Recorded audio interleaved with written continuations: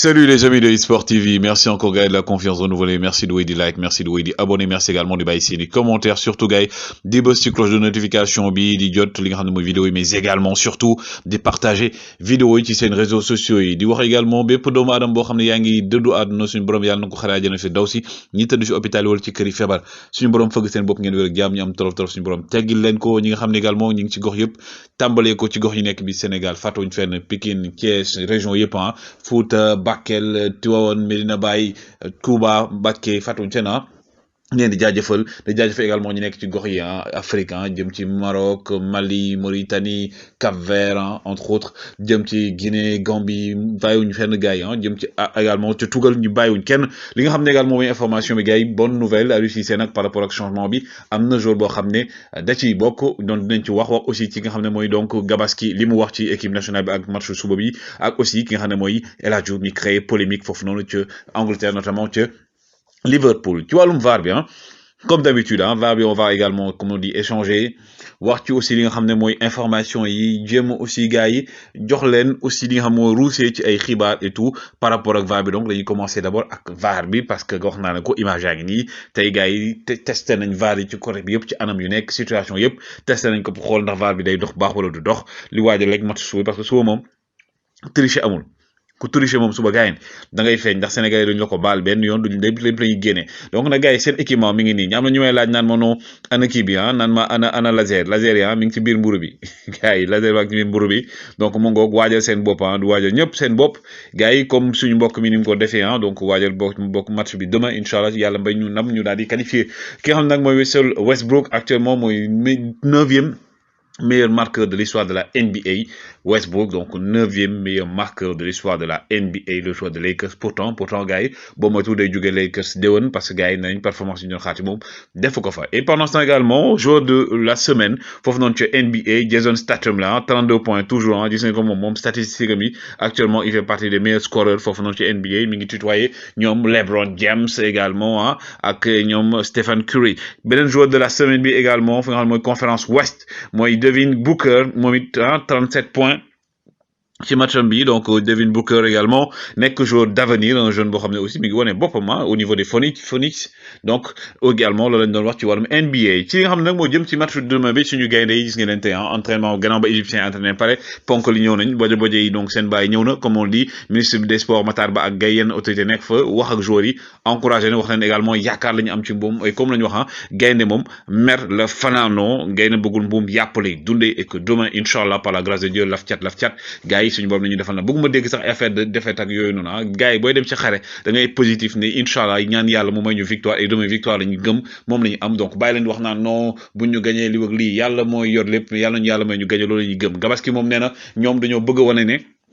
il méritait de gagner la Coupe d'Afrique parce que moom moo ne woon dañoo bëgg Sénégal cette année Coupe du Monde bi seen kër donc suba léppay leer yàlla nañu yàlla may ndam inchallah rabi ñu mën ko fekkee Aliou Cissé également gars yi wax na ci li nga xam ne mooy li mu promettre Sénégalais yi nee na ñëpp nañ ñëw suba moom il a décidé également de faire des changements au niveau de son équipe nee na balle arrêté yi problème na donc loolu xam na ko te également timing bi mooy moom lañ moo nekkoon problème bi donc changement yi nee na suba dinañ jouer ak équipe boo xam ne ce sera une équipe offensive day ñëw pour attaquer day ñëw pour gagner et la bonne nouvelle mooy selon les informations indiscrétion bi ñu am mooy kii ne Youssouf Sabaly gars yi il va démarrer demain inchallah donc selon les informations donc Youssouf Sabaly devra faire partie du 11 de départ est-ce que Pape Gueye ci bokkul du bokk loolu moom mënuma guma dara mais li ma amagum comme information donc mooy que ne boo matoo Youssouf Sabaly da ci bokk parce que Sabaly actuellement il est en forme comme je l'ai dit donc ak équipe am Betis Séville 29 matchs lañu joué 35 buts lañu encaissé donc lii nekk depuis 15 ans pour la première fois depuis 15 ans ñu am défense bu solide na Youssouf Sabaly bokk na ci loolu moom nga xam ne offensivement et défensivement day apporter bëri donc demain mook Saliou Ciss boo matul ñooy départ donc loolu nag la gaay naan ndaw lu rëy yàlla bu ci cat dugg Saliou Ciss à gauche Youssouf Sabaly à droite bu ñu amoon benn Pape Alassane Gueye ci digg bi gars yi lépp mat ak ndimbal suñu borom suñu attaquant yi ñu teg ci kaw attaque bu dox Aliou Cissé daal on lui fait confiance el tactico man moom je lui fais confiance tous les Sénégalais lui font confiance et gëm nañu suba inchallah bu suñu gaynde tamit muyee le maillot parce que moom bu tegee équipe bi aussi gaynde ñoo war a def seen mën wane seen bopp on espère que demain ñoom Sadio Mané dinañ ko def Sadio Mané fin de match mu waxaat Salah garaawul yow tey moom salade ngay nekk comme on dit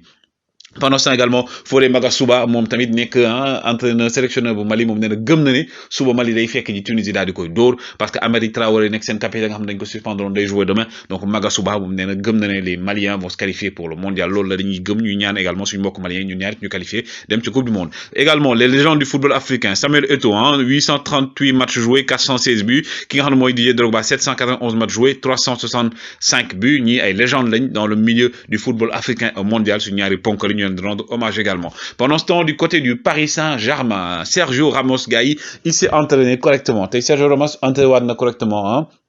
ak équipe bi bu Paris Saint-Germain nga xam Neymar ñëw na moom gannaaw bi nga xam dañ ko suspendre match bi di ñëw ak Brésil donc dellu seen entraînement bi Ramos on espère que bii pas moom dina wér ak jàmm et Thilo Kehrer moom nee na dafa bëgg fin de saison bi du prolonger Paris Saint-Germain dafa bëgg partir libre en juin mais Paris Saint-Germain moom déggee ko noonu nañ ko ñun moom dañoo bëgg nga dem waaye libre moom la ñuy bañ parce que doo lekk suñu xaalis ba léegi ne da nga fiy toog donc ñoom dañ ko bëgg a jaay balaa muy dem librement loolu laa la Paris Saint-Germain di daw actuellement et du côté également toujours du Parc des Princes ki nga xam mooy Lionel Messi moom xam ngeen ko dafa jógee Barcelone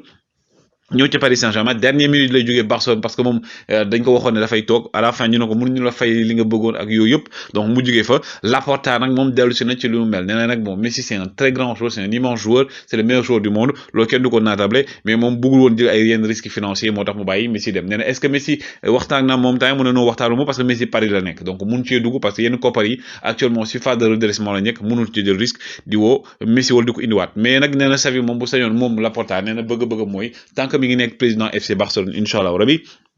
kii di Xavi mooy yor équipe bi pendant encore 4 ans ba yeneen at yi mais Xavi la bëgg mu yor Barcelone def ni kii Pep Guardiola defoon entre autres donc Xavi bi nga xam bu mu ñëwee ba léegi Barça dafa changé nee na aussi kii di Laporta nee na am na ñaari milieu de terrain yoo xam ne signé nañ leen benn milieu de terrain ñaari joueurs signé lañ leen benn milieu de terrain ak benn défenseur gars yi nag nee nañ milieu de terrain bi comme je dis gars yi y a plus de secret presque mooy Franck Kessié le joueur de Milan AC et de la Côte d'Ivoire le capitaine même de la Côte d'Ivoire Franck Kessié moom ak ki nga xam mooy Christensen bu donc ñii di Chelsea ñoom ñaar daal le FC Barcelone daal di signé donc moom nag nee na signé na ñaari joueurs mais bëggut a wax seen tour Laporta loolu wax parce que ñoom ñaar ñëpp ils vont partir libre ñëw renforcer équipe bi di Barcelone wax na aussi ci ki nga xam ne moom mooy donc joueur bi ngeen di gis nii di Joao Félix moom nee na Joao Félix daaw la ñu naroon remplacer ko échange lañu naroon def boog plutôt ak ki nga xam ne mooy donc Griezmann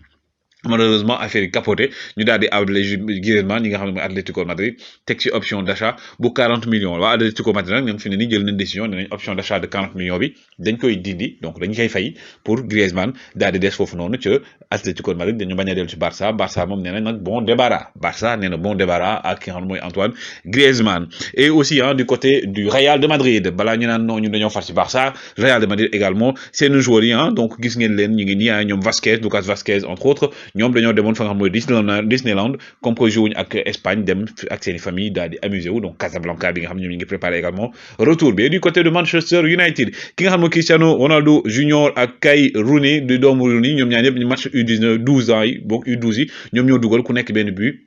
gis ngeen seen papa yaa ngi nii joué Manchester ñoom it ñuy joué Manchester daal di dugal toujours du côté des Mancuniens donc ki nga xam ne mooy Erik ten Hag donc moom nee na bu fekkee ne day jógee foofu noonu ci Ajax fi muy dem dafa bëgg a yóbbaale ci bagage am yi ki nga xam ne mooy Anthony le joueur brésilien bi nga xam ne waa Barça ñu ko doon topp et tout moom ten Hag daal nee na buy dem Anthony moom da koy topp loolu la information yi wax mais gars yi information bi nara nekk loo xam ne première la dans l'histoire de la Premier League mooy déwoon gars yi nag dañu ñëw boo ma tudd ñoo bëgg